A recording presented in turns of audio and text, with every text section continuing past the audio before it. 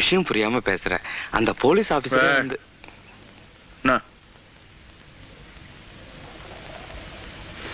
அப்பா ஒண்ணு சொல்லுங்கப்பா. உங்க மனசுக்குள்ள நீங்க என்ன நினைச்சிட்டு இருக்கீங்க? கடவுளா? பின்ன நீங்க யாரு எது தப்பு எது சரின்னு பார்த்து தண்டனை கொடுக்க?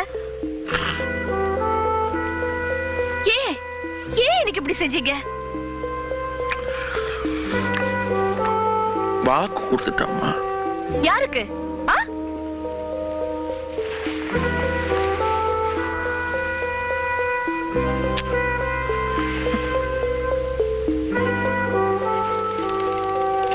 என்ன மாதிரி ஒரு தகப்பனுக்கு.